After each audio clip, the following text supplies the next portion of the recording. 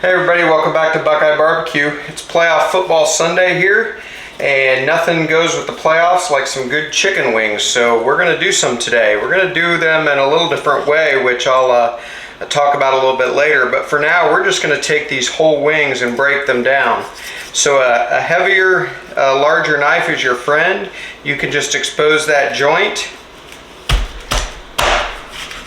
and cut them right between the drummy and the flat. I like to take the wingtip off. I'm actually stockpiling these in order to save them for a chicken stock down the road. But you just can break your wings down. It's cheaper to buy them this way. That's one reason I like to do it. There we go. And I'm just laying these out on a half sheet pan in a drying rack. They're going to go back in the refrigerator. This will help dry out the skin a little bit and help them crisp up. But we're going to do something a little different today as well to help them crisp up. So I will finish these and we will bring you back here in just a little bit as we continue to get these ready. Okay, so we've got all our wings broken down. We're going to get them seasoned and straightened up on this rack. I'm going to use this Cajun seasoning from How to Barbecue Right. I really like it on chicken. I've been using it a lot lately on different things. So that's what we're going to use today. So essentially I'm just going to sprinkle a coating on each one.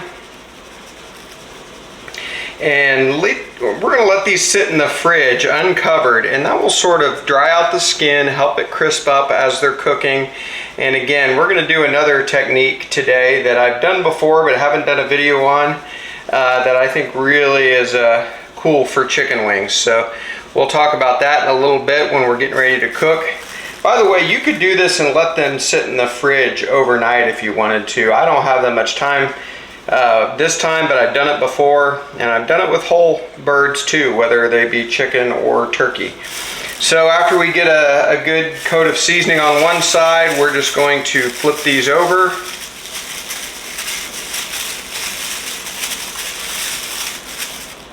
And kind of get them evenly spaced at the same time. And I intend to use some sauce on these today, so I'm not worried about getting them super seasoned right now. They're going to have plenty of flavor in the end, but this will help sweat out a little bit of that moisture from the skin and ultimately crisp them up when they're being cooked. So adding a little seasoning right now is not a bad thing at all.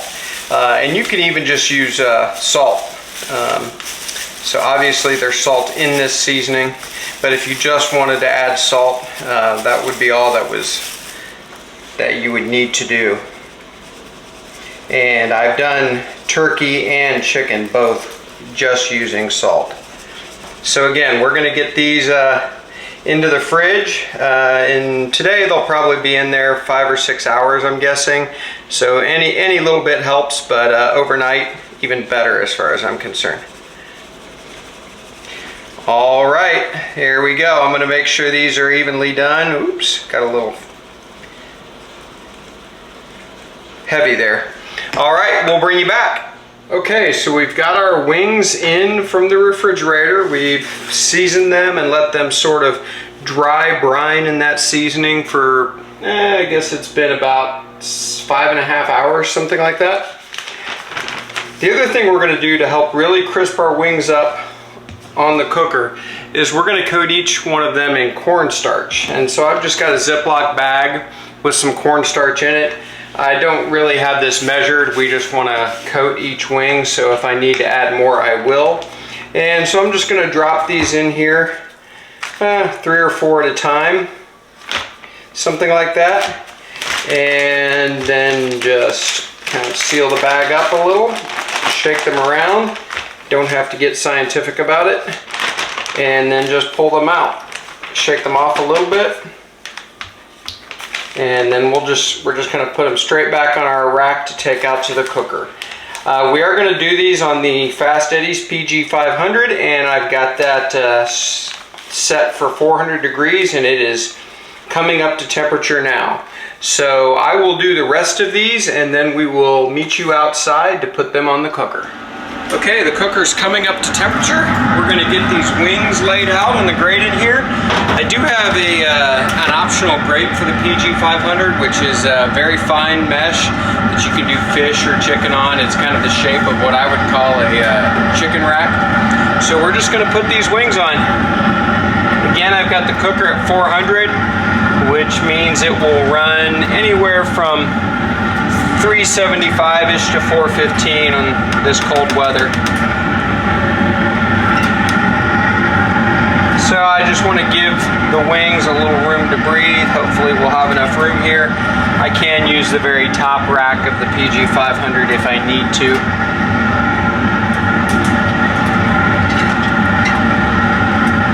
And I am going to be coming out to flip these over a time or two. So it really doesn't matter which side I put up or down first.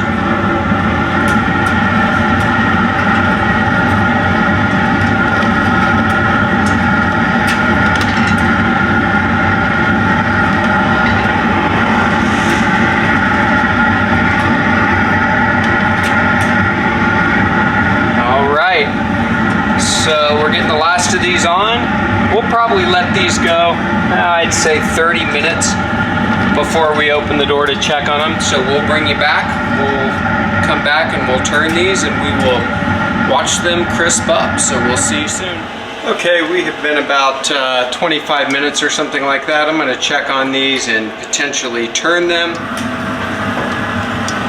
Okay, yeah, looking good. Some visible cornstarch on some of them, which is normal. So I am gonna flip these. I'm gonna rearrange them a little bit. So just kind of however the spirit moves me here. It's such a cold day, I want to do this as quickly as possible just to try to keep the heat in the cooker as best I can. I can tell they are crisping up, which is great. That is what the cornstarch will bring to the table.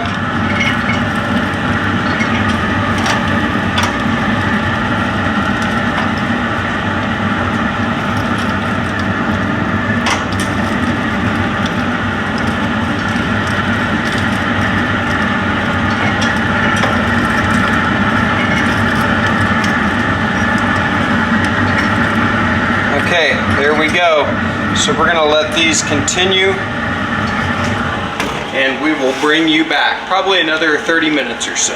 By the way, with wings, if you've seen any of my previous wing videos, you know that I like wings up in the 170 to 180 range. I think they're just fine. I certainly let them go above 165 and I think they're better for it. So we will bring you back. Okay, these have been on about an hour and I bet they're pretty close to done.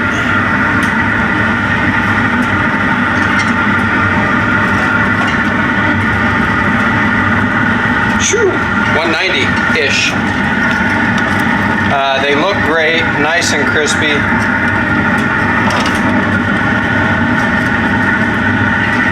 Let's see if I can get one up in the camera. That's what that cornstarch does, just almost like a fried chicken crust. So I'm gonna get these off and we will meet you inside and we'll taste them, see how we did. Okay, we have our wings inside. Nice and crispy. Try to hold one up here. I hope I get it in the camera, but I hope you can see how crispy that is. They smell great, so I think I will try this on camera. I've got some buffalo sauce that I did for another video, a buffalo chicken smoked cream cheese, and then I've also got some blue cheese dressing here that I did with some smoked blue cheese. I love blue cheese on wings. I love sauce on wings, but sometimes I like to just dip a wing into sauce as opposed to soaking them in sauce. So that's what we're gonna do tonight. So I'll adjust the camera and we will come right back. Okay, so we're gonna grab one of these wings here. I'm personally a fan of the flat. So I'm gonna dip it in some of this sauce and then also in the blue cheese dressing. So here we go. The crispness is great. You can feel it when you can see it, you can feel it. So let's try it.